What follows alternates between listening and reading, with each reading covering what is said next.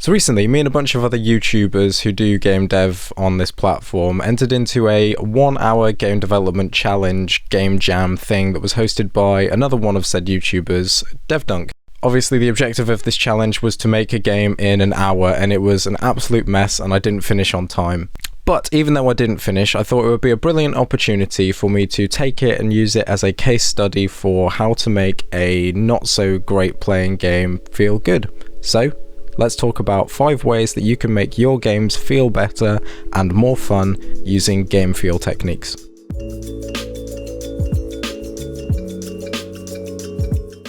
Hey guys, welcome back to the Shiba Dog Studios YouTube channel. As I said, in today's video we're going to be taking a not so good, not so fun feeling game and trying to make it feel a little more entertaining and more just, you know. Before we start, I just have 2 quick announcements to make, which I'm really excited about, and we did already announce them in the live stream that we did last Friday, I think it was now, but, oh no, maybe Tuesday, can't remember, but here we go. First things first, we have a Discord server. Woo! If you want to join the Discord server, there'll be a link in the description. There's also a link in the description on all the past videos and in the channel about information page thing on YouTube. We got some cool people in here already. We're talking game dev, talking about Echo, talking about progress with the channel and stuff that you guys are working on as well. So it'd be really awesome if you wanted to come by, join in, and we'll get some conversations going. Second thing, we've officially launched our Shiba Dog Studios Patreon page, which is really awesome and gives you guys an opportunity to give back even more support than you already do, should you so wish. There's a large variety of tiers that we've got on there, ranging all the way from £1 up to the higher range prices, where you can get things like hoodies, stickers, extra behind the scenes videos, cool tutorial extras, source code from games that I make, and more. So if you're interested, please consider going and checking it out. It's no compulsion obviously, but it would really mean a lot if you guys want to give us some extra support on the channel. So what we're doing today, game feel and tips for making your games feel better. Here is the game that I made in an hour-ish. I put some little extra polish in on the afterburner just so that it was actually playable. As I said, I didn't have time to finish. If you're interested in watching my full hour-long attempt, you can go and check it out at our Patreon page. But today our objective is to make that game fun. So we're going to do this in 5 simple steps.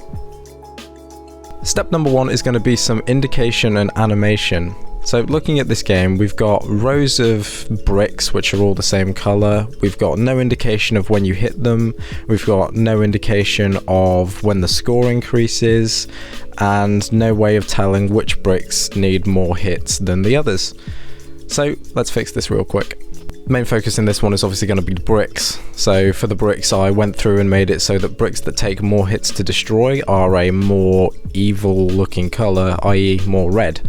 Red is usually a colour associated with danger, so I figured red's probably a good colour to go with to make it look like you need to deal more damage. We're also going to go in and create some animations for when the brick is hit, some animations for when the brick is destroyed.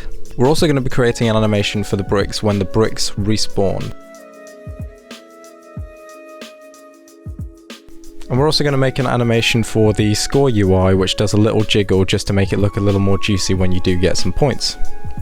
Okay, cool. So now the game is looking a little bit more interesting, but we've got some extra steps that we want to cover to just take it even further. Our next step in this is going to be adding in some particle effects. Particle effects are a simple way to make your game feel more juicy and more impactful, especially when the bricks break in the example of this game, but in your game it might be for when the player's running along the ground and they've got some footsteps, you want to add some dust just to bring it to life. Helps make the world feel a little bit more real and more interactable. So for this game, for example, I've used Unity's particle system to create a simple particle effect that's going to just add some explosion stuff whenever a brick is destroyed.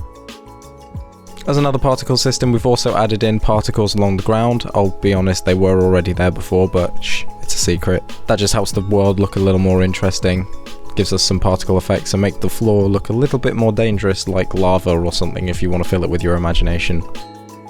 Step number 3, let's get onto it. The third step is something that's kind of a little less broad for many games, but certainly for the case where you've got a game with something that moves quickly like speedrunners, we're going to add a line renderer, or trail renderer I should say. This is a really simple thing. All it does is add a little trail after the motion of the ball, so when the ball's moving we can see whereabouts on the screen it's moving because it's got a trail behind it.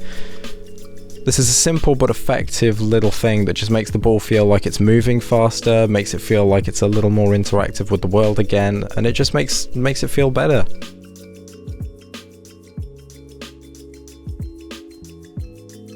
So here's where we're at now. It looks pretty good, but there's one final thing that we can do to make the game feel even more powerful for the player, and that is the classic, the Magnus Opum. Magnus Opum? Is it I think it's that. The ultimate thing for adding juice and feel to your game. Camera shake. Really easy to do in Unity. We're just going to be using a Cinemachine 2D camera and this little camera function script, which has a simple method called shake that just, you can call it and it causes the camera to do a little shake with the noise function that Cinemachine brings in. We're then going to go into the game manager and just make it so that whenever the score increases, we're going to do some camera shake, which we can use the parameters for how much the score is going to increase by to make the shake more impactful. This way, when the player makes a score that is higher, i.e. breaking a brick that's more powerful or with a greater multiplication factor, then they will feel more like they've done more damage, more power, and it just makes it feel even better when you get those hits. So there we go, that is our 5 steps for making a game feel better, and in those 5 simple steps we're taking a game from looking like this to looking like this. And I think it's much better now. Let me know what you guys think in the comments, and let me know which one of these tips you're going to try out in your game.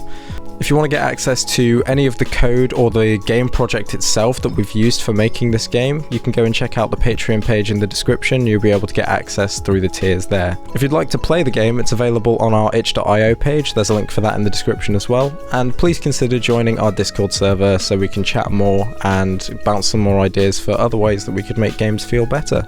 Link in the description for that as well. Thanks very much for watching this video, guys. Hopefully it was enjoyable. Let me know if there's anything I can do better in the comments, and I will see you in the next one. Cheers.